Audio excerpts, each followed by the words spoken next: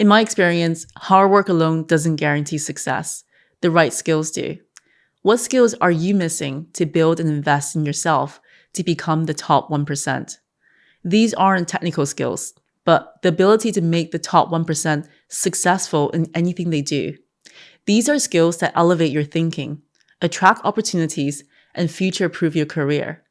And these are the skills that help me in ways I never thought possible to build a life that I love. And the best part is that anyone can learn them. Let's break down the 6 high-income skills in this video that would make you unstoppable. By the way, I put together a free resource, the High-Income Skills Playbook, to help you implement these skills right away. And you can download your free copy in the description below. The first skill is the ability to focus. Most people think success is about managing time better. But if that were true, everyone with a perfect hourly planner would be rich. The top 1%, they don't manage their time. They manage their attention. Because attention is your biggest currency in a world that is distracted.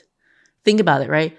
How often do you get real, uninterrupted time to do your best work? Probably never. And most of your coworkers and friends can relate to this. And that's why focus is the #1 quality of high performers. A 10-year research by McKinsey, they found that flow state, where you're fully immersed in deep work, can increase productivity by 5x. But if you let distractions in, it takes an average 23 minutes to refocus. Imagine how much time and energy gets wasted just because of notifications and multitasking. I learned this the hard way. Back when I worked in a corporate role, my calendar was packed. Meetings, emails, endless tasks on my to-dos. I was busy all the time. I would work for 9 hours in a day and realize I only got about 4 hours of work done, not to mention absolutely exhausted by the end of the day. Then I started studying the high performers, entrepreneurs, CEOs, and creators, and I noticed a pattern. They weren't constantly busy. They managed their energy and focus throughout the day. They protected their attention like their life depended on it. Because in a world of constant noise, the ability to focus, that is your superpower. The key difference between those who struggle and those who thrive isn't who work the longest hours. It's who stays focused on what really matters. So pick one task that will truly move you forward and work on it for 60 to 90 minutes, distraction-free every single day. Think about attention management rather than just time management. Do this consistently every day, and you outperform 99% of people. I also created a free resource for you. You can start by using my priority matrix to gain clarity on what truly deserves your time and attention. Get it for free in the link in the description. The second skill is the ability to build a personal brand. And I'm not talking about becoming an influencer and posing just for the gram. Your personal brand is what people think of when they hear your name. The unique qualities that makes you memorable and valuable. I used to believe that if I just put my head down and did great work, then opportunities would come and find me. That people would notice my skills and hire me, promote me, or want to work with me. But I was wrong. Because in today's world, it's not enough to be good at what you do. You have to be known for it. The top 1% builds personal brands that makes opportunities come to them. So some great examples are the likes of Warren Buffett. Warren Buffett's personal brand is built on long-term value investing, discipline, and simplicity. His brand positioned him as the go-to, attracting investors and business opportunities to Berkshire Hathaway for decades. And another great example is Sheryl Sandberg. She built her personal brand around leadership, resilience, and advocating for women in the workplace. Her personal brand extended way beyond her corporate role and leading to speaking engagements, a growing community online, a best-selling book. So when you build a personal brand, it helps you attract opportunities rather than you chasing them. And aligning yourself with similar-minded people who shares your values. It's so powerful for whether you want to get a new career or job, growing your business, getting the right type of customers, or expanding your influence as a thought leader in your industry. It's really important to think about what do you want your personal brand to be and how you want to be represented by your brand. So when I reflect on my personal brand, it's centered around 3 key things. 1, being practical step by step. I like being given actionable strategies, systems, and tools that I can follow rather than just fluffy concepts. And this is exactly how I like to help my audience and clients. Number 2 is intentionality.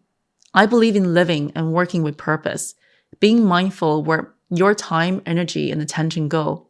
Whether it's productivity, career or business, or my personal life, I focus on quality over quantity. And lastly is embracing the journey. I see personal professional growth as a continuous journey, not just a one-time achievement. I like to encourage myself and also others to develop a strong mindset that can face all kinds of challenge that's thrown my way. And I built my brand by posting content online in the early days of my business, not because I felt ready, but because I knew that if I waited for perfection, I'd probably never start. I didn't have the best setup with videos that were blurry and overexposed lighting. And those first few posts, they were really awkward, messy, and they barely got any engagement. But over time, I refined my message. I learned what resonated and built an audience for my personal brand. And that audience, it led to business opportunities, partnerships, and income streams I never could have imagined. It's simple because people trust people.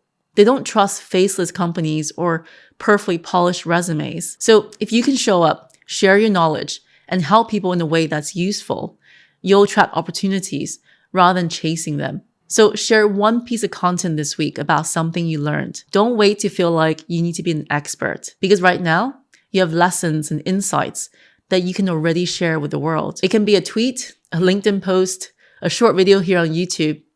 Whatever it is, just start, because you will suck in the beginning like I did.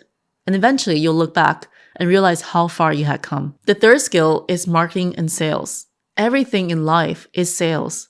How can you communicate to someone to understand the values of what you bring and for them to take action on it? Like convincing someone to hire you, or getting people to watch your content, or maybe getting your kids to eat vegetables.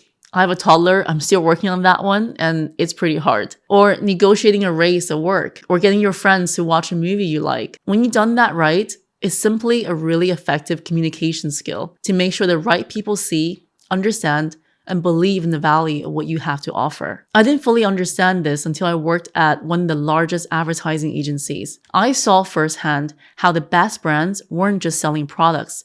They were selling stories, emotions, and solutions. But the lesson really hit home when I started my own business. Initially, I focused on what I was offering, my knowledge, my experience, my content.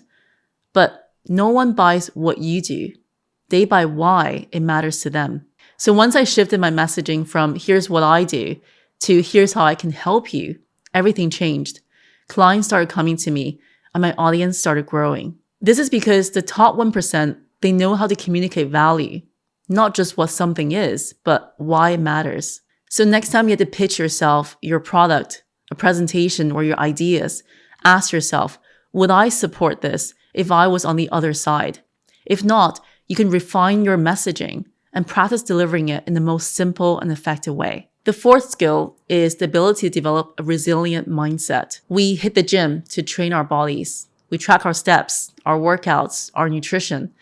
But how many of us actively train our minds? I realized that the resilience in our mind can be trained and learned over time, because success isn't just about skills or talent. It's about how you handle setbacks on days when everyone else is prepared to give up. What I realized is that you have so much more control over your thoughts than you think you do. The top 1% high performers don't just perform well when things are easy. They show up even when everything feels like it's falling apart. Psychologist Angela Duckworth, she studied high achievers across different fields. That's athletes, CEOs, military cadets, and found that grit, not talent, was the biggest predictor of success. Now, grit is the ability to persevere even through challenges and staying committed to long-term goals and keep going when others give up. And every successful person has faced this moment. The difference is that they built a mental resilience, the ability to bounce back, to keep going, and not let setbacks define them. So for me, every setback I faced, every no that I received, or something closed the door on me, has been a test of whether I let it break me or build me. And every time I push through, I realized mental toughness is a muscle. The more you train it, the stronger you get. Life doesn't get easier, but you just get better. So next time you hit a setback or challenge, remind yourself this. This is all part of the process. Most people quit right before their breakthrough. The fifth skill is embracing patience and gratitude. This isn't about being over the top with gratitude like, I'm so blessed to hold this cup of coffee this morning, but it's much more deeper than that. Everyone wants overnight success, but nothing meaningful happens overnight, especially in a world that craves instant gratification. We love these stories of overnight teenage millionaires, but the reality is that most successful people you see in any industry, they all have one thing in common. They've been doing it for years, and they're grateful for where they are while working towards what they want. When I started creating content on this channel, or when I started building my brand and my business, I saw others growing faster than me. It was really, really tempting to compare, to wonder if I was wasting my time. But I reminded myself that well-known book, The Compound Effect by Darren Hardy. The people who stay in the game the longest always win. Because it's that 1% improvement a day that adds to incredible transformation over a long period of time. I just decided to put my blinders on and focus on my own lane.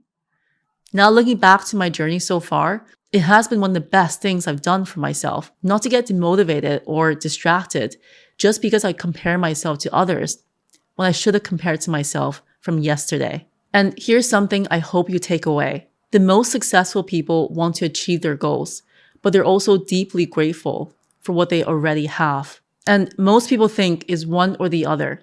But the truth is, gratitude and ambition, they can coexist together. If you're only focused on the next goal, you always feel like you're behind. But if you can appreciate where you are while striving for more, you'll stay motivated without feeling burnt out. And when you show up with gratitude, people they notice that. You become someone others want to work with, support you, or invest in. The last skill is the ability to build your network.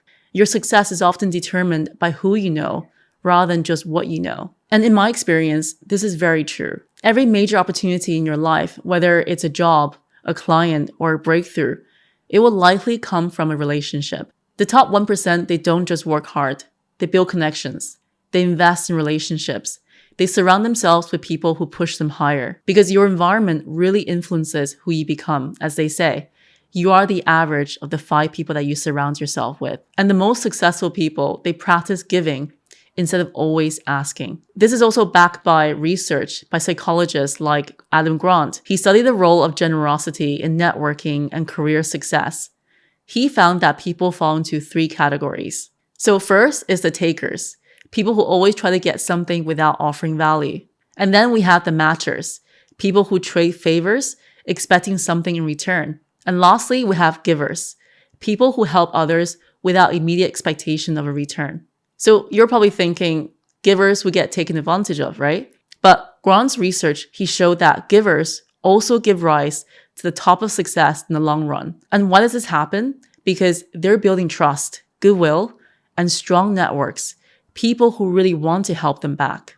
And early in my career, I thought networking was about asking for things, finding mentors, getting advice, making connections. But I quickly learned that the best relationships, they aren't built on transactions.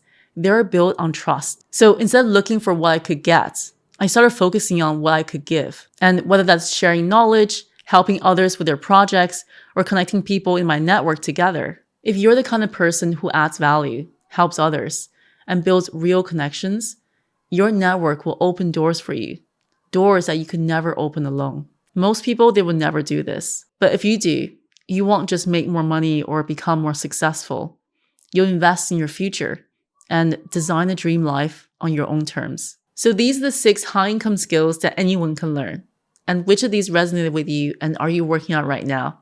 Let me know in the comments below. You might also love this video on the simple 5 mental habits of highly successful people that helped to change my life for the better. I'm Laurie, and thank you for being here. Don't forget to subscribe for more videos like this. I'll see you in the next video.